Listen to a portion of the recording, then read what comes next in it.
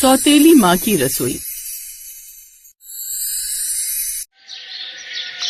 माँ, झाड़ू पोछा बर्तन सब कर दिया मैंने, अब मैं स्कूल जा रही हूँ। आपने मेरा टिफिन बना लिया? अगर बना दिया है तो दे दो ना छोटी माँ। नहीं, मैंने तेरा टिफिन नहीं बनाया। जा जाकर अपने दोस्तों के टिफिन में से कुछ खा लेना। मुझे मत बोल, मैं क्या तेरी नौकरानी हूँ? तभी अंदर से किंजल तैयार होकर आती है। माँ, मैं स्कूल जा रही हूँ। रुक जा बेटी, ये ले अपना टिफिन तो लेती जा। मैंने तेरे लिए मैक्रोनी बनाई है। वाह, मैक्रोनी! माँ, ये तो मेरी फेवरेट है।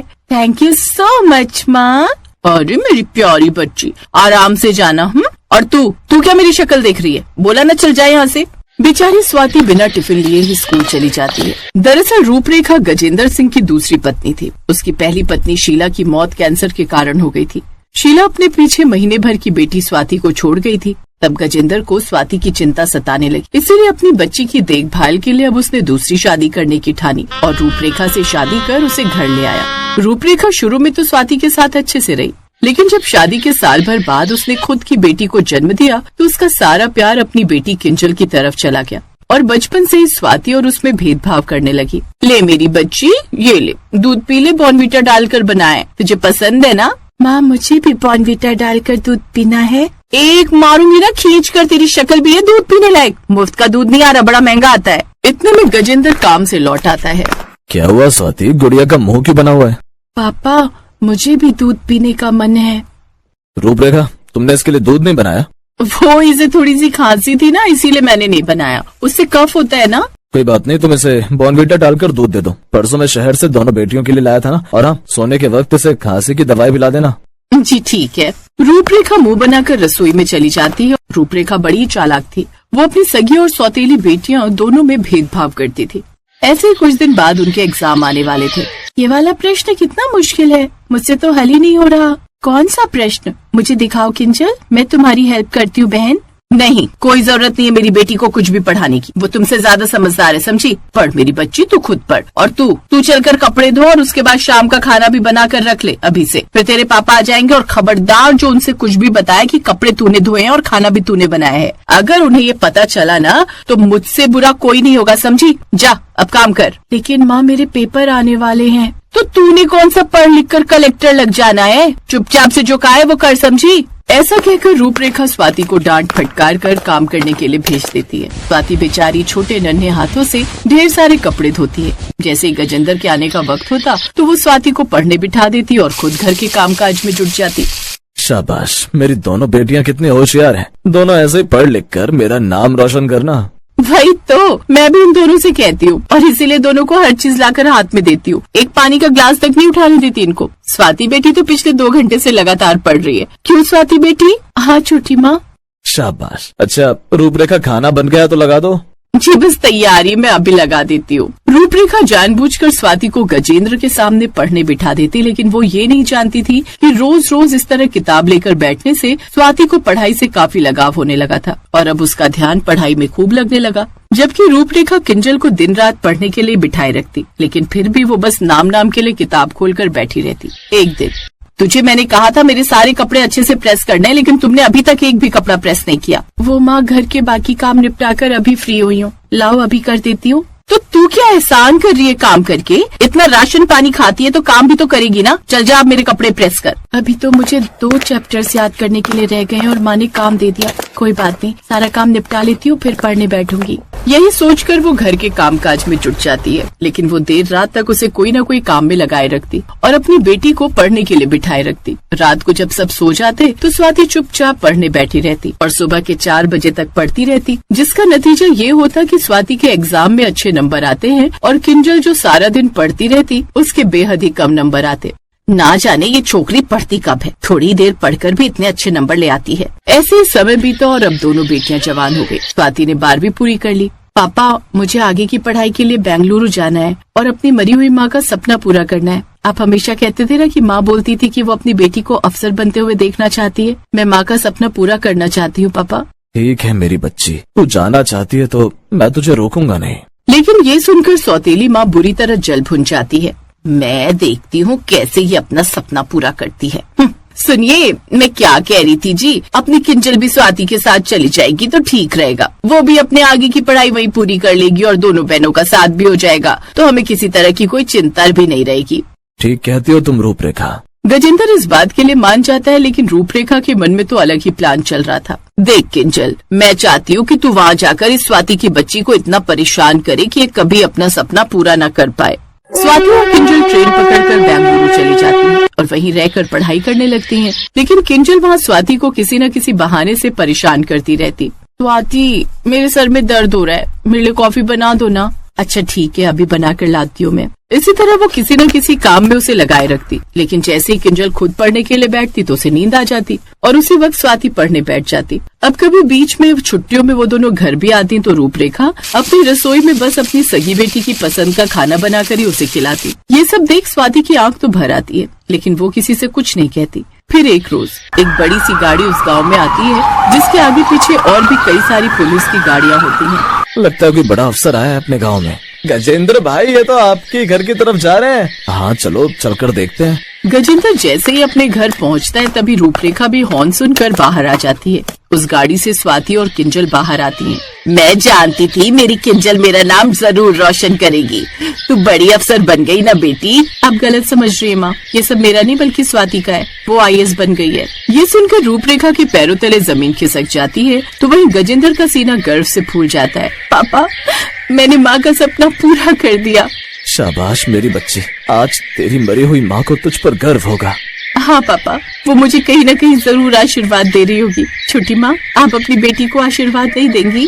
रूपरेखा की आंखों में पछतावे के आंसू थे। वो स्वाति से माफी मांगती है। फिर उस रोज पहली बार रूपरेखा अपनी रसोई में स्वाति की पसंद की ढेरों डिशेस बनाती है, जिसे खाकर स्वाति बड़ी खुश होती है, क्योंकि इतने सालों में ये पहली बार था जब सौतेली माँ की रसोई में स्वाति की पसंद का कुछ बना हो। भले ही बेटी सौतेली हो या सगी, अगर वो ठान ले तो अपने माँ बाप का नाम रोशन कर सकती है। ताने, तकलीफ और तिरस्कार उसकी सीढ़ी बन सकते हैं। अगर वो हिम्मत ना हारे तो काफी आगे बढ़ सकती है, और यही स्वाति ने इस कहानी में साबित कर दिया।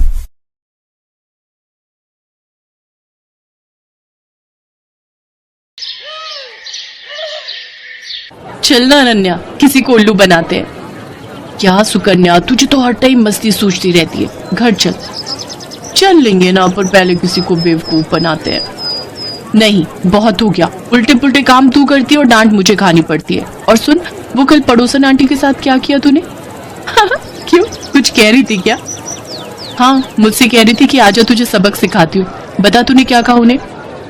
अरे कुछ नहीं, वो मुझे बहुत खड़ूस लगती है तो मैं उनसे भिड़ गई, और जब उन्होंने मुझसे कहा कि वो मम्मी से शिकायत कर देंगी तो मैंने भी कह दिया, यहाँ मैं भी देख लूंगी, मेरा नाम अनन्या है, अनन्या। इतना कहकर अनन्या गुस्से में सुकन्या को मारने के लिए दौड़ी और सुकन्या अपने घर की तरफ भागने लगी। अनन्या और सुकन्या जुड़वा बहनें थी, देखने में बिल्कुल एक जैसी। उनमें फर्क कर पाना बहुत ही मुश्किल था। कई बार तो उनके माता पिता भी उन्हें पहचानने में धोखा खा जाते थे, और इस बात का सुकन्या बहुत फायदा उठाती थी। वो हमेशा कुछ भी शरारत करती तो डांट बेचारी अनन्या को खानी पड़ती। उस दिन भी घर देर से आने के लिए अनन्या को ही माँ से डांट खानी पड़ी। फिर शाम को, मिल गया सुकून तुझे? अरे यार, क्यों इतनी टेंशन लेती है? 1-2 साल बाद हमारी शादी हो जाएगी, फिर तू कहाँ और मैं कहाँ। सुकन्या धीरे धीरे और चालाक और कामचोर होती गई, और अनन्या उतनी ही मेहनती और संस्कारी। मगर दोनों बहनों की किस्मत ने उन्हें एक दूसरे से दूर नहीं होने दिया। दोनों बहनों की शादी एक ही घर में हो गई। बड़े भाई की शादी सुकन्या से और छोटे की अनन्या से। अनन्या को घर का सारा काम आता था, खासकर वो खाना बहुत ही अच्छा बनाती थी, जबकि सुकन्या ने कभी कुछ नहीं सीखा। फिर एक दिन,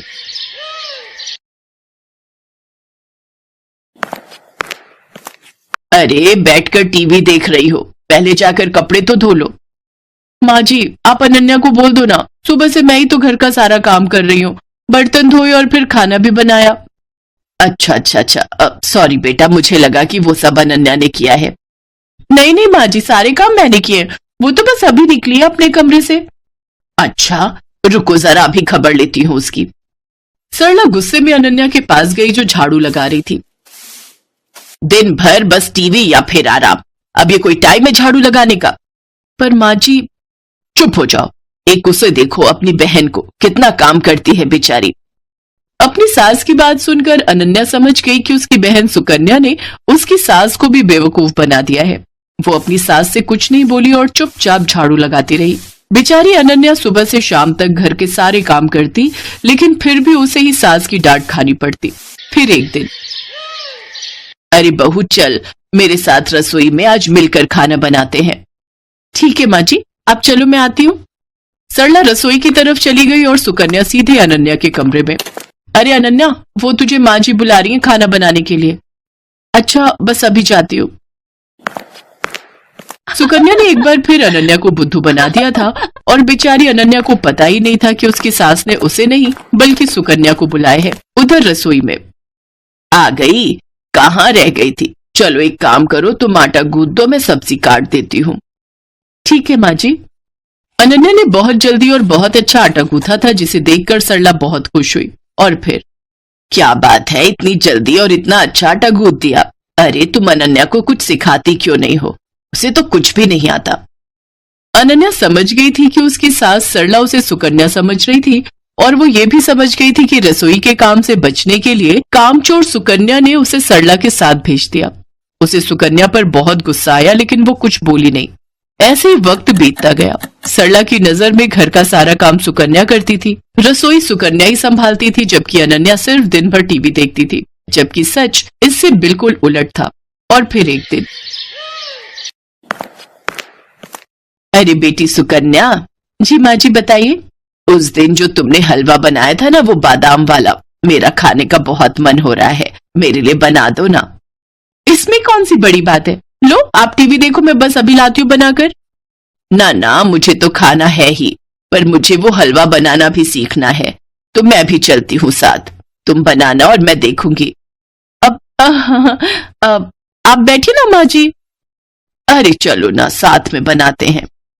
सरला जिद पर अड़ गई थी और उधर सुकन्या की हालत खराब हो रही थी, क्योंकि आज तक उसने कभी कुछ बढ़िया नहीं बनाया था, जबकि उसकी सास सरला को लगता था कि सुकन्या ने पूरी रसोई संभाल रखी है। लेकिन सुकन्या इतनी जल्दी हार कैसे मान लेती? उसने फौरन दिमाग दौड़ाया। अब माँ जी, मैं तैयारी करती हूँ, तब तक आप बादाम ले आइए। अरे मुझे अपने कमरे में जाना पड़ेगा, बादाम का डिब्बा वहीं रखा है, चलो मैं लेकर आती हूँ। जैसे सरला अपने कमरे की तरफ गई, तभी रसोई में अनन्या आ गई। उसने बिल्कुल सुकन्या जैसी साड़ी पहन रखी थी। तू जा, मैं देख लूंगी। पक्का ना? हाँ हाँ, मुझे पता है कि तुझे कितना हलवा बनाना आता है, जल्दी कर वरना माँ जी आ जाएंगी। अनन्या नहीं चाहती थी कि उसकी बहन को डांट पड़े, इसलिए वो सुकन्या बनकर रसोई में काम करने लगी। उसने अपनी सास को सुकन्या बनकर ही हलवा बनाना सिखाया। हलवा बहुत ही स्वादिष्ट बना था। सरला सुकन्या से बहुत खुश थी, क्योंकि वो तो अनन्या को सुकन्या ही समझ रही थी। फिर जाते जाते सरला ने अनन्या से कहा, बेटी सुकन्या, तुम ना अपनी बहन को भी समझाओ, मुझे तो उसे देखते ही गुस्सा आ जाता है। बताओ, तुम दोनों एक ही माँ की कोख से जन्मी हो, लेकिन तुम में और उसमें कितना अंतर है। सरला की बात सुनकर अनन्या को बहुत दुख हुआ। वो अपनी सास से सब सच कहना चाहती थी, लेकिन फिर अपनी बहन के बारे में सोचकर चुप रह गई। अगली सुबह सुकन्या जैसे ही उठकर रसोई की तरफ आई, तो उसकी सास सरला ने उसका हाथ पकड़ लिया। ये क्या कर रही है माँ जी? आज तुझे नहीं छोड़ूंगी। तूने मुझसे हमेशा झूठ बोला, तुझे कुछ नहीं आता, और तूने हमेशा अपनी बहन की मेहनत को अपना बताकर आराम तलबी की, और वो बेचारी दिन भर रसोई और बाकी कामों में लगी रही, ऊपर से मेरी डांट भी चुपचाप सुनती रही। सरला लगातार सुकन्या को डांट रही थी, तभी सुकन्या ने फिर से झूठ बोलकर बचने की कोशिश की। नहीं माँ जी, मैं झूठ नहीं बोल रही, मैं तो खूब काम करती हूँ। कल रसोई में सारा दिन लगाकर आपके लिए हलवा बनाया था ना, तब तो आप भी वही थी। वही थी, इसीलिए सब कुछ जान सकी। तूने हलवा बनाया था तो जरा दिखा अपनी कलाई, जो कल कढ़ाई उतारते हुए जल गई थी। दिखा, दिखा ना। अब सुकन्या अपने हाथ पीछे किए बिल्कुल चुप खड़ी थी, क्योंकि उसकी चोरी पकड़ी गई थी। इसके बाद सरला फौरन दूसरे कमरे में गई, जहां अनन्या अपनी जली हुई कलाई के साथ खड़ी थी। सरला ने उसके सिर पर हाथ फिराया और बड़े प्यार से बोली, मुझे माफ कर दो बेटी, लेकिन तुम भी मुझसे वादा करो कि इस घाव के ठीक हो जाने के बाद भी तुम और कोई दर्द नहीं झेलोगी, अपनी उस कामचोर बहन की खातिर। Thanks for watching.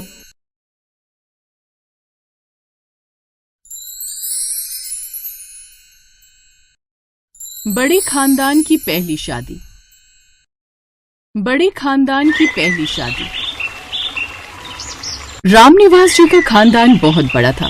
5 बेटियां और 2 बेटे। रामनिवास जी का खानदान बहुत बड़ा था। उनके अपने सगे 7 भाई बहन भी थे। उनके खुद जिनके भी आगे 5-5 6 बच्चे 7 भाई बहन मिलाकर बहुत बड़ा। जिनके भी आगे 5-5 6 बच्चे परिवार में कुल मिलाकर बहुत बड़ा। इसलिए खानदान में शादी का पहला परिवार में सबसे बेटी रोशनी का। इसलिए खानदान में शादी का पहला नंबर उनकी कोई भी मेहमान छूट न जाए। खानदान की पहली शादी है, सबके साथ कोई भी मेहमान लिस्ट बनाने में लगे थे। इसलिए आज वो सबके साथ मेहमानों की लिस्ट बनाने में लगे थे। हमारे खानदान की पहली शादी होने जा रही है, उस लिस्ट कोई भी मेहमान बुला। हमारे खानदान की पहली शादी भैया वो चाचा जी की अमेरिका वाली बेटी को बुलाना है। चाचा जी फिर भैया वो चाचा जी की अमेरिका वाली बेटी को बुलाना है। हाँ भैया। चाचा जी फिर कहीं ये ना कह दें कि उनकी बेटी को नहीं बुलाया। ठीक है भैया, नाम लिख लो दीदी। ठीक है, ससुराल वालों को भी बोलना पड़ेगा है तो सुनिए, वो भैया की भटिंडा वाली बेटी दामाद को भी बुला लो। फिर अगर चाचा जी भैया के भटिंडा वाली बेटी दामाद को भी बुला लो। सबके लिए अदरक वाली चाय बनवा लो जरा। को बुला रहे। हाँ रोशनी बना रही है। सबके लिए अदरक वाली चाय बनवा लो जरा। घर के हाँ काम रोशनी करवाने बना रही बंद है। कर दे। रोशनी से कुछ घर के काम करवाने बंद कर दे। पापा माँ तो मना कर रही थी पर मेरा मन था मैं बुआ जी और चाचा जी वगैरह के लिए अपने हाथों से चाय बना। मेरा मन था हमारी भतीजी बहुत समझदारों के लिए अपने हाथों से चाय बना। हमारी भतीजी बहुत समझदार हो गई है। घर में शादी की तैयारियां शुरू हो जाती हैं। मेहमानों की लिस्ट बन जाती है। बहुत घर में शादी की तैयारियां शुरू हो जाती हैं। सारे होटल अपने रेट बढ़ा चुके महंगे पड़ रहे हैं। करना तो शादियों का सीजन है तो सारे होटल को हम रेट बढ़ा सुविधा में नहीं डाल सकते। तो पड़ेगा बेटा, कोई बात नहीं। तो होटल को हम किसी असुविधा में नहीं डाल। जो भी मेहमान आएंगे कोई बात नहीं, तो होटल के कमरे बुक करते हैं। घर में इतनी जगह नहीं, मेहमान आएंगे। रामनिवास जी को पता था कि सारे मेहमान बाहर से आ रहे हैं। सभी रामनिवास जी को पता था कि सारे मेहमान बाहर से आ रहे हैं। शादी है तो सभी मेहमान गर्मी में परेशान न हो। इसलिए बढ़िया की शादी है तो सभी मेहमान गर्मी में परेशान न हो। इसलिए बढ़िया होटल बुक करना। होटल क्यों बुक कर रहे हो? उस समय साथ में जो नया घर बना है भैया उसमें कमरे किराए पर ले लेते। क्यों बुक कर रहे हो? साथ में जो नया घर बना है उसमें कमरे किराए पर ले लेते हैं कि उनकी बेटी दामाद चाचा जी का बेटी के ससुराल वाले भी आ रहे बोल रहे हैं कि उनकी बेटी होटल के कमरे बेटी के ससुराल वाले भी नहीं। अब शादी हम सबके लिए होटल के नीचे खर्चा हो ही जाता है। बाकी कोई नहीं। चाचा जी बाबूजी की जगह है। ऊपर नीचे खर्चा हो ही जाता है। बोल दिया कि कमरे चाचा जी बाबूजी की जगह है। पूछा कि बेटा रोशनी भी बोल दिया कि मेरी अपनी पोती की तरह भी आकर वैसे बड़ी शरीके बने रहते हैं। कोई बात नहीं लाजवंती भाभी, हमारे खानदान की पहली शादी होने जा रही है। तैयारी लाजवंती भाभी छोड़ेंगे। हमारे खानदान की पहली शादी होने जा रही है। तैयारी कोई कसर थोड़ी छोड़ेंगे। अपने परिवार वालों की दाम से हम अपनी भतीजी की शादी करेंगे। अपने परिवार वालों की बात सुनकर मेहमानों ने भी आना शुरू कर दिया। शादी के दिन नजदीक आए तो मेहमानों ने भी आना शुरू कर दिया। वो शिवानी बिटिया और टेंशन जी को होटल ले अभी दक्ष और साहिल से हरीश भाई साहब वो शिवानी बिटिया और दामाद जी को होटल ले। तो हम भी होटल में हरीश भाई साहब दक्ष बेटा हमारा भी सामान होटल में रखवा दे। हम भी होटल में रुकेंगे। अरे दक्ष बेटा हमारा भी सामान होटल में रखवा दे। इन सब का सामान भी लेते जाओ। साहिल जी आप इनके साथ ही होटल चले जाओ। इन सब का सामान का खाना यहीं बनवाया हुआ है। आप इनके साथ ही होटल चले जाओ। एक एक के सारे खाना यहीं बनवाया हुआ है। हलवाई लगा हुआ है। जब मेहमान गए तो एक एक के सारे मेहमान थोड़ी जाने लगे। वो भी होटल में जाने मेहमान गए तो नजदीकी रिश्तेदार भी कम थोड़ी थे। मेहमान होटल में जाने लग गए। हलवाई गरम गरम खाना बना रहा था। मेहमान धर्मशाला आइए खाना तैयार है। गरम गरम खाना बना रहा था। बस खाना लगी आइए खाना तैयार है। रॉकी और इनकी फैमिली में सब हलवाइयों का बना हुआ तेल की मिर्च मसालों वाला खाना नहीं खाते। फैमिली में सब हलवाइयों का बना हुआ तेल की मिर्च मसालों वाला खाना नहीं खाते। कुछ मंगवा ले काम करते हैं। रॉकी होटल से कुछ मंगवा ले। ये नहीं खा पाएंगे कोई बात नहीं। चलो होटल ही चलो। मैं और वैसे भी गर्मी नहीं खा पाएंगे। अमेरिका वाले रिश्तेदारों का कौन सा अपना जेब से वैसे भी गर्मी है। अमेरिका वाले रिश्तेदारों का कौन सा अपने जेब से मंगा जाना था। शादी का पूरे 4 दिन सभी मेहमान तैयार मंगा शादी में जाने की तैयारी कर रहे थे। सभी मेहमान तैयार होकर शादी में जाने की तैयारी और अमेरिका वाले दामाद रॉकी वाले दामाद पहले मैं लिफ्ट में जाऊंगा जी। वाले दामाद आप कैसे घुसे चले आ रहे हो? मैं रोशनी के मम्मा में जवाई हूँ। आप कैसे घुसे चले आ रहे हो? इसीलिए मैं रोशनी के मम्मा का जवाई हूँ। झगड़ा लगातार बढ़ता ही जा रहा था। इसीलिए पहले दामादों ने गुस्से में हाथापाई लगातार बढ़ता ही जा रहा था। जिससे होटल के दामादों ने गुस्से में हाथापाई करनी शुरू कर दी। जिन्होंने हमारे होटल का इतना नुकसान कर दिया। हम रामनिवास जी के घर की शादी में आए। जिन्होंने हमारे होटल का नुकसान कर दिया। आदमी बदतमीज है। रामनिवास जी के घर की शादी में आए। बोला भाई नहीं है। और तेरा आदमी बदतमीज है। तेरा सारा खानदान बोला भाई। और तेरा बाप कैसे बदतमीज। रामनिवास जी को बारात के स्वागत की तैयारियों को छोड़ कैसे गए तुम? रिश्तेदारों की लड़ाई को बारात स्वागत की तैयारियों लड़ाई तो सुलझ गई। रिश्तेदारों की लड़ाई सुलझाने जाना पड़ा। लड़ाई तो शादी सुलझ में गई, कैसे पर मेहमान पूरी बुला शादी लिए, में सबका जिन्हें मूड बात खराब करने की भी तमीज नहीं, शादी में कैसे मेहमान बुला लिए, और उनके जिन्हें पेरेंट्स बात आज ही करने अमेरिका की भी वापस तमीज जाना नहीं। चाहते हैं। उनके यहाँ बहुत रॉकी और उनके पेरेंट्स आज ही अमेरिका वापस जाना चाहते हैं। उनके यहाँ बहुत इंसल्ट जमाना हुई है। शुरू होने वाली है बिटिया। अब इस समय मुझे में रोशनी की उन्हें समझाओ कि अपने गुस्से को भूल जाए। अब इस समय मुझे लगता है कि पहली शादी है, कि अपने गुस्से के लिए शादी ठीक से सारे हो जाने की पहली शादी है। रामप्रसाद ने नाराज रिश्तेदारों के आगे हाथ संपन्न हो जाए। उसी समय रोशनी रामप्रसाद ने नाराज रिश्तेदारों के आगे हाथ गुस्से में आ जाती। उसी समय रोशनी बाबूजी जयमाला के लिए क्या कर रहे हैं आप? वो गुस्से में सामने हाथ क्यों जोड़ रहे हैं? बाबूजी ने जब हमारी इज्जत की परवाह नहीं तो हम इनके सामने हाथ जिसे जाना है जाने दीजिए। जब हमारी इज्जत की जाने से मेरी शादी नहीं रुकेगी, जिसे जाना है जाने दीजिए। रहेगा कि इन सबकी जाने से मेरी शादी नहीं रुकेगी करते हैं। बस एक ऐसे रिश्तेदार किस काम की जो कमियां निकाले समय सपोर्ट सामने वाले की मजबूरी को ना रिश्तेदार किस काम की जो कमियां निकाले में भी आगे बढ़ने वाले की मजबूरी को ना समझे। खाने में कमियां जरूर निकालने भी आगे बढ़कर हाँ अगर ये शादी आपकी खुद खाने में कमियां जरूर निकाले आप ऐसा कभी हाँ अगर ये शादी हमारे घर या बेटी की हो तो आप सबको क्या ही फर्क पड़ेगा।